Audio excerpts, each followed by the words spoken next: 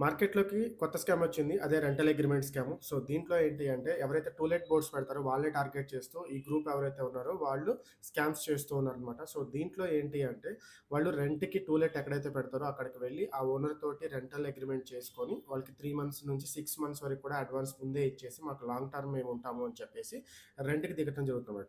So, రెంట్‌కి దిగిన తర్వాత వాళ్ళేం చేస్తున్నారంటే ఓనర్‌కి తెలియకుండా ఆ రెంటల్ అగ్రీమెంట్ బేస్ మీద జీఎస్టీ ఒకటి రిజిస్టర్ చేసి ఒక ఫేక్ కంపెనీని క్రియేట్ చేసి సో, దాని ద్వారా జీఎస్టీ స్కామ్ అయితే చేస్తున్నారనమాట. సో, చేసి 2, 3 మంత్స్ తర్వాత వాళ్ళు వెకేట్ చేసి ఎళ్ళిపోతున్నారు. ఓనర్‌ని ఆ అడ్వాన్స్ కూడా తిరిగి అడగట్లేదనమాట. ఎందుకంటే మాకు అవసరం లేదు. మాకిక్కడ ఇమ్మీడియేట్‌లీ వేరే చోటకి మేము వెళ్ళాల్సొస్తుంది అని చెప్పి వెకేట్ చేస్తున్నారు. సో, ఇంతవరకు బానే ఉంది. దీని తర్వాత వాళ్ళు ఎళ్ళిపోయిన తర్వాత ఏమవుతుందంటే జీఎస్టీ కౌన్సిల్ నుంచి ఈ హౌస్ ఓనర్ ఎవరైతే ఉన్నారో వాళ్ళకి ఈ నోటీసులయితే వస్తున్నాయి. ఎందుకు అంటే మీకు రెంటల్ అగ్రీమెంట్ మీద మీకు కమర్షియల్ యూజ్‌కి గానీ ఎటువంటి యూజ్ చేయకూడదు అని చెప్పేసి మీరు మెన్షన్ చేయలేదు కాబట్టి రెంటల్ అగ్రీమెంట్ ఎవరైతే ఓనర్ సైన్ చేసాడో ఆ ఓనర్ రెస్పాన్సిబుల్ అవుతారనమాట ఇటువంటి స్కామ్స్‌కి. సో, దీని నుంచి మీరు అవాయిడ్ చేయాలి అంటే మీరేం చేయాలంటే స్క్రీన్ మీద చూపిస్తున్నట్టు క్లియర్‌గా రెంటల్ అగ్రీమెంట్‌లో ఎటువంటి కమర్షియల్ యాక్టివిటీస్ నా హౌస్‌లో చేయకూడదు. ఓన్లీ రెసిడెన్షియల్ పర్పస్ కానీ నేను మీకు రెంట్‌కి ఇస్తున్నానని చెప్పేసి మెన్షన్ చేయాలి. ఒకవేళ ఎటువంటి కమర్షియల్ యాక్టివిటీస్ చేయాలి అంటే గనక ముందుగా నా పర్మిషన్ ఆర్ అప్రూవల్ తీసుకోవాలని చెప్పేసి మెన్షన్ చేసినట్లయితే హౌస్ ఓనర్‌కి